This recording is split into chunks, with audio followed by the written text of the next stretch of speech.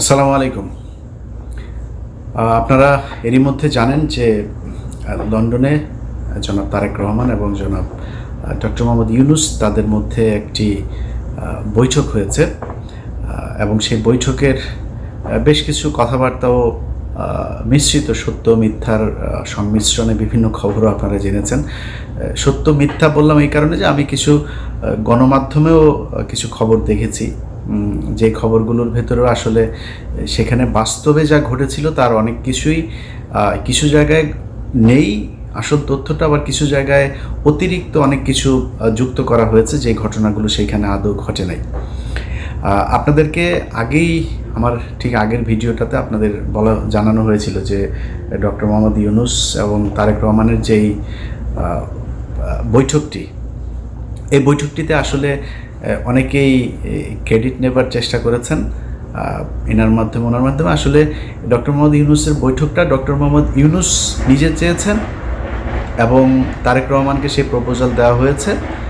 যথাযথ মাধ্যমে প্রপোজাল দেওয়ার পরে তারেক রহমান সেটাতে সম্মতি জানিয়েছেন, যে কারণে এই বৈঠকটা হয়েছে। এখানে কেউ তারেক রহমান বৈঠক করতে চান নাই, ডক্টর মোহাম্মদ ইউনূস প্রপোজাল দিতে চান নাই, আরেকজন এটা করে দিয়েছেন, এরকম বিশেষ করে দুইজনের নাম না বললেই না, ডক্টর আসিফ নজরুল এবং জনাব মনির হায়দার। তো এনাদের চরিত্র সে আগে থেকেই আপনাদের একটা বিষয় জানায় রাখি যে এরা হচ্ছে দ্বিমুখী সাপ। আপনি মনির হায়দারের কথা যদি বলি, মনির হায়দারকে জিজ্ঞেস করেন, আমাদের যখন পাসপোর্ট নেওয়ার জন্য এই অফিসে ঢুকতে দেয় না, তখন মনির হায়দার এই করোনার মধ্যেও মনির হায়দার 2020 সাল থেকে 2024 সালের মধ্যে টোটাল 3বার, আমার জানা মতে টোটাল 3বার তিনি বাংলাদেশে গিয়েছেন। এর মধ্যে একবারের বিষয়টা আমি জানার পরে আমি আর কনক ভাই ওনার সাথে দেখা হলো, তো জিজ্ঞেস করলাম যে ভাই দেশে গিয়েছিলেন শুনলাম, বলছে তো আমরা বললাম যে আপনি গেলেন কীভাবে, সমস্যা হয় নাই কোনো? সে আমাদেরকে জবাব দিল যে তিনি নাকি মাস্ক পরেছিলেন, তো মাস্ক পরে থাকার কারণে তাকে এয়ারপোর্টে চিনতে পারে নাই। তো আমরা মানে বুঝে নিলাম আর কি যে এয়ারপোর্টে মাস্ক পরে তারপরে পালায় যাওয়া যায়। আরে ভাই, যখন জেএফকে থেকে আপনি যখন গাড়িতে উঠবেন, প্লেনে উঠবেন, তখন এই প্যাসেঞ্জারের পুরো লিস্ট ঢাকা বিমানবন্দরে পৌঁছে যায়। তারা তো তখন দেখে কে কে আসছে। আমি ইলিয়াস যদি যাই, আমি কনক স্যার যদি যাই, তো সাথে সাথে লোকজন নিয়ে হাজিরায় ধরার জন্য আসো, ডিজিএফআই, এনএসআই, এসবিডিবি, সিআইডি, পুলিশ যা যা আছে সব এসে হাজির হয়ে যাবে ধরার জন্য। উনি মাস্ক পরে চলে গিয়েছেন। তো মনির হায়দার একজন ডিজিএফআইয়ের খুবই প্রশিক্ষণপ্রাপ্ত এবং খুব সুদীর্ঘকালীন ধরে তিনি ডিজিএফআইয়ের সোর্স হিসাবে কাজ করেন। তো ধরেন আমার দেশের গোয়েন্দা সংস্থা, আমরা ডিজিএফআই মানে একটা নেগেটিভ একটা ন্যারেটিভ আমাদের চোখের সামনে ভাসে। এর কারণ হচ্ছে তারা দেশের বিরুদ্ধে কাজ করে। তাদের কাজ হলো ভারতীয় গোয়েন্দা সংস্থা ভারতের কোনো আমাদের দেশে করে কিনা, তারা ভারতের বিরুদ্ধে কে কাজ করে তাদেরকে ধরে নিয়ে তারা গুম করে। এটা হচ্ছে আমাদের ডিজিএফআই এই কাজ করে, যে কারণে জিনিসটাই নেগেটিভ। তো মনির হায়দারের সাথে আমার ব্যক্তিগত কোনো সমস্যা নাই। মনির ভাই আমাকে খুব স্নেহ করেন, উনি আমার সিনিয়র ভাই। এখানে আমাদের মাঝে মধ্যে ওনার সাথে দেখাও হইতো, একসাথে চা খেয়েছি, দাঁড়িয়ে আড্ডা দিয়েছি। কিন্তু ওনার প্রতি আমার ক্ষোভটা সেদিন থেকে শুরু হইলো, এখানকার কর্নেল যে মুস্তাফিজ সাহেব আছেন, উনি একদিন এক ভিডিওতে বিষয়টা বললেন যে মনির হায়দার আমাকে এবং কনক সারোয়ার দুইজনকে সরকারের বিরুদ্ধে যেন আমরা কথা না বলি, অর্থাৎ আওয়ামী লীগ সরকারের সময়, এই জন্য ওনাকে দায়িত্ব দিয়েছে ডিজিএফআই। তো উনি এসে আমাদেরকে এই কথাগুলো বলেছিলেন যে খামাখা সরকারের সাথে কি দরকার করার, হ্যাঁ, নানানভাবে একটু এই ধরনের একটু গুছায় এদিক ওদিক করে। পরে এই লেফটেন্যান্ট কর্নেল আপনার মুস্তাফিজ ভাইয়ের কাছে পরে শুনলাম যে তাকে তিনি এই দায়িত্বটা দিয়েছিলেন যে আপনি বললে বোধহয় ইলিয়াস এবং কনক শুনবে, তো ওদেরকে একটু যে ওরা যেন সরকারের বিরুদ্ধে এত বেশি কঠোর অবস্থানে না থাকে, আওয়ামী লীগ সরকার আসলে কোনোভাবেই যাবে না। এটা সেই 2022-23 সালের কথা মুস্তাফিজ ভাইকে উনি বলেছিলেন। এটার পরে আসলে মনির ভাইয়ের প্রতি শ্রদ্ধা ভালোবাসা কোনো কিছুই থাকার বিষয় নেই। মনির ভাই এমনিতে উনি ওনার একদম ক্যারিয়ারের শুরু থেকেই উনি একজন দুর্নীতিগ্রস্ত একজন সাংবাদিক। ওনার এগুলি নিয়ে কথা বলতে চাই নাই, কিন্তু এখন যেহেতু এই অবস্থা সেই কারণে বললাম। ওনারা একটা ক্রেডিট নেওয়ার চেষ্টা করছেন, আবার ফের বিএনপির ভেতরে যে তারেক রহমান আমি তো আপনার জন্য অনেক কিছু করছি এই সেই এরকম বুঝায় এদের সাথে একটা খাতির জমানোর চেষ্টা করছেন। তো এই ধরনের কিছু মানুষজন আছে যারা কিনা এই বৈঠকটা করার ক্রেডিট বিভিন্ন জায়গায় নেওয়ার চেষ্টা করছেন। এরকম কোনো কিছু না। তারেক রহমান রাজি হয়েছেন, ডক্টর মোহাম্মদ ইউনূস তাকে প্রপোজাল দিয়েছেন, এবং আমি আগের ভিডিওতে বলেছি যে দুইটা পক্ষের কেউই ছোট হয় না। এখানে আমার এরকম একটা বৈঠক হওয়া দরকার ছিল। বৈঠকের ছোটোখাটো কিছু বিষয় আপনাদেরকে জানাবো, তার আগে মূল জিনিসটা আপনাদেরকে জানিয়ে দেই। সেটা হচ্ছে এই বৈঠকটা অত্যন্ত ফলপ্রসূ, এবং আমরা এতদিন ধরে আসলে যা চাচ্ছিলাম সেইটাই এই বৈঠকের মধ্য দিয়ে ঘটেছে। এর মধ্যে একটা জিনিস হয়েছে সেটা হচ্ছে যে নির্বাচনের যে তারিখ ডক্টর মোহাম্মদ ইউনূস গেল কয়েকদিন আগে বলেছিলেন যে এপ্রিলে নির্বাচন হবে, সেই জায়গা থেকে সরকার সরে এসেছেন, এবং যেটা হয়েছেন সেটা হচ্ছে ফেব্রুয়ারির, আমি যদি নাকি একদম ডেট বলতে বলেন তাহলে ফেব্রুয়ারির 12 তারিখে আমাদের পরবর্তী নির্বাচন হবে। 12 তারিখ কেন? সেটা হচ্ছে যে কোনোভাবেই রমজানের আগে চেয়েছিল তারেক রহমানের পক্ষ থেকে নির্বাচন, এবং যেহেতু রোজা শুরু হচ্ছে ফেব্রুয়ারির মাঝামাঝিতে 16 অথবা 15 তারিখ, তার আগে 15 তারিখ এর আগে একটা বিতর্কিত নির্বাচন হয়েছিল, যে কারণে ওই তারিখটাকে করা হয়নি। তার আগে আবার শুক্রবার শনিবার এরকম কিছু বিষয় আছে। তো 12 তারিখ সম্ভাব্য তারিখ এখন পর্যন্ত আমার কাছে থাকা যে তথ্য সেটা। তো এই বৈঠকের এটা হচ্ছে মূল যে জিনিস। তো এইটার পরে যে কেউ যে কাউকে জোর করে বলেছে যে, বা ডক্টর ইউনূস বলেছে না আমরা ফেব্রুয়ারিতে করব না, মার্চে নিয়ে যাব, এরকম কোনো কিছু হয়নি। ওনারা এটা বলেছেন, উনি বলেছেন ঠিক আছে কোনো সমস্যা নেই, নির্বাচন এইভাবেই হবে।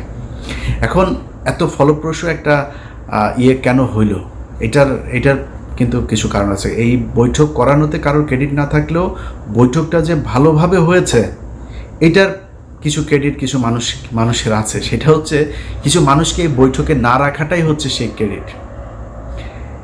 এখানে যদি সালাউদ্দিন থাকতো তাহলে প্রথমেই মনে করেন যে ডক্টর ইউনূসের সাথে তারেক রহমানের গ্যাঞ্জাম বাঁধানোর জন্য যত কোশ্চেন সেটা সে করতো। এখানে যদি আমির খসরু মাহমুদ চৌধুরী থাকতো, এখানেও একটা গ্যাঞ্জাম বাঁধাইতো। গণমাধ্যমে এসছে, এখানে ছিলেন আপনার আমির খসরু মাহমুদ চৌধুরী, তারপরে জনাব খলিলুর রহমান, এরপরে হচ্ছে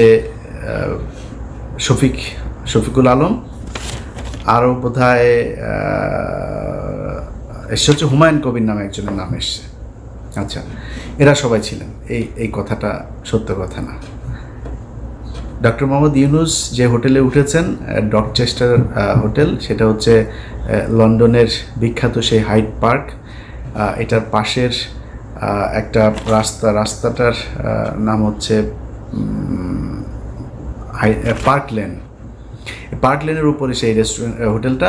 এই হোটেলে যেখানে আপনার বৈঠকটা হওয়ার কথা ছিল একটা মিটিং রুমে, কিন্তু ডক্টর মোহাম্মদ ইউনূস সেই রুমে করেন নাই। তিনি বলেছেন যে আমি ওনাকে আমার সুইটের ভেতরে নিয়েই তারপরে আমরা কথা বলবো। খুবই আন্তরিকতা দেখিয়েছেন, একদম নিজের রুমে নিয়ে তারপরে সেখানে তারা কথা বলেছেন। এবং এর আগের কিছু জিনিস আপনারা এরই মধ্যে জেনেছেন যে তারেক রহমান বেগম খালেদা জিয়ার সালাম পৌঁছে দিয়েছেন, দুজনের কুশল বিনিময় করেছেন। তারেক রহমান ওনাকে বলেছেন আপনি এখানে এসেছেন, এটা অনেক সুন্দর জায়গা, হাঁটতে গিয়েছিলেন কিনা, এই ধরনের আলাপ টালাপও হয়েছে। এরপরে ওইখানে যেই সুটটাতে বসে আপনার বৈঠকটা হয়, সেখানে প্রথমে এই যে চারজনের নাম বললাম আমি, শফিকুল আলম, খলিলুর রহমান, আমির খসরু মাহমুদ চৌধুরী এবং হুমায়ুন কবির, ওনারা ছিলেন ওইটাতে। এটা সত্যি কথা, ওনারা ছিলেন। এবং ওনাদেরকে ঠিক 10 থেকে 15 মিনিটের মাথায় ওনাদেরকে চলে যেতে বলা হয়, এবং ওনারা চলে যান। চলে যাওয়ার পরে 1 ঘন্টা 15 মিনিট জনাব তারেক রহমান এবং ডক্টর ইউনূস একটা বৈঠক করেছেন। সেখানে কেউ ছিল না, একজন মানুষও ছিল না। এটা যেসব গণমাধ্যমে বলার চেষ্টা করা হচ্ছে, এটা কিছু কারণ আছে বলার। ধরেন আমির খসরু মাহমুদ চৌধুরী এখন মানে বোঝানোর চেষ্টা করবেন যে তাকে তারেক রহমান পাশে নিয়ে বসে তারপর ইউনূসের সাথে বৈঠক করেছেন, এটা একটা ব্যাপার। আরও কিছু জায়গায় মানে ওই না জেনে তারপরে এই খবরগুলো ছড়ানো হয়েছে, এরকম কোনো কিছু ঘটে নাই। তো যাই হোক, আমার কথা হচ্ছে যে যেইভাবেই হোক এই যে দুইজন মানুষ আপনার শুক্রবার লন্ডন সময় সকাল 9টা থেকে যে বৈঠকটা তারা করেছে, সেই বৈঠকের মধ্যে আমরা বাংলাদেশের মানুষ যা চেয়েছি সেটা হয়েছে, এটাই হচ্ছে সবচাইতে বড় বিষয়। আমরা এটাই চেয়েছি। এখানে কে কীভাবে কি বললো না বললো, আমার মনে হয় এগুলো করেও আবার এই তারেক রহমান এবং ডক্টর ইউনূসের মধ্যে একটা দ্বন্দ্ব তৈরি করার এই কৌশল অবলম্বন করে আমার মনে হয় লাভ হবে না। অতএব আমরা বিএনপি এবং ডক্টর মোহাম্মদ ইউনূসের দুইজনের মধ্যবর্তী একটা জায়গায় নির্বাচনের জন্য দেশবাসী প্রস্তুতি নেই। যারা নির্বাচন করবেন তারা প্রস্তুতি নেই। আমরা যারা ভোটার আছি আশা করি ইনশাল্লাহ এবারের ভোট নিজে উপস্থিত থেকে ভোট কেন্দ্রে গিয়ে তারপরে জীবনের প্রথম ভোট দেওয়ার সুযোগ পাচ্ছি। আমি আমার এর আগে যেই নির্বাচন, আমি 2002 সালের এসএসসি পরীক্ষার্থী, 2004 সালের এইচএসসি পরীক্ষার্থী। তো আমি ভোট দেওয়ার এর আগে আর সুযোগ পাইনি। একটা ভোট পেয়েছিলাম, 111 সরকারের সময় ভোটটা পেয়েছিলাম। তো ওইবার আমি ভোট দিতে যাই নাই।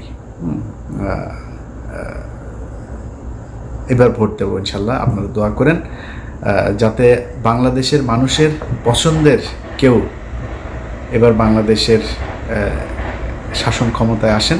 এবং এতদিন ধরে এই যে নির্বাচন এবং সংস্কার নিয়ে যে ধরনের চলছিল, আমার মনে হয় ফেব্রুয়ারি এটা খুব কম সময় না। এদিকে 6 মাস, ওইদিকে প্রায় 2 মাস, 8 মাস থেকে যদি আপনি তফসিল ঘোষণার ওই 3 মাস বাদও দেন, তারপরেও ধরেন আমাদের এদিকে 5 মাস অনেক সময়, অনেক কিছু করা যায়। এদিকে 10 মাস অলরেডি তাদের অনেক কাজ করাও আছে। সো এই যে 10 মাস আর 5 মাস 15 মাসের মধ্যে যে কাজগুলো প্রয়োজন, এবং আমি এখনও আমার খুবই এটা মানে চাওয়া থাকবে বর্তমান সরকারের কাছে যে নির্বাচনটা কিভাবে হবে, 5 বছর পর পরের সরকার কিভাবে আবার ক্ষমতা হস্তান্তর করবে, কাদের কাছে করবে, সেটা কি দলীয় সরকার থাকবে নাকি আগের মতো তত্ত্বাবধায়ক সরকার আসবে, তত্ত্বাবধায়ক বা এরকম আলাদা কোনো সরকার ব্যবস্থা হইলে সেটা কি ব্যবস্থা হবে, এরকম একটা একদম সুনির্দিষ্ট সবার সম্মতিতে, সবার ঐক্যমত্যের ভিত্তিতে একটা নিয়ম যেন করে নিয়ে যায়। আমি ওই অনেক মানুষই নির্বাচনের কথা বললো গালাগালি করে, আবার সংস্কারের কথা বললো কিছু মানুষ গালাগালি করে। ভাই, আমি মাঝামাঝি আছি। আমি চাই একটা সংস্কার হোক এই জায়গায়, তবে নির্বাচনটা ফেব্রুয়ারিতে হোক সেটাও আমি চাই। অতএব এই দুইটা মিলিয়ে একটা ভালো পরিস্থিতি তৈরি হবে। বাংলাদেশের ইতিহাসের সবচাইতে সুন্দর গ্রহণযোগ্য একটা নির্বাচন হবে এবং বাংলাদেশের ইতিহাসের সবচাইতে সুন্দর একটা রাষ্ট্র পরিচালনার জন্য সুন্দর একজন মানুষকে আমরা এবার এই 2026 সালের নির্বাচনে পাবো। এটাই বিশ্বাস করি, ভরসা রাখি। আল্লাহ যেন আমাদের সবার এই ইচ্ছা পূরণ করেন। ভালো থাকবেন। আল্লাহ।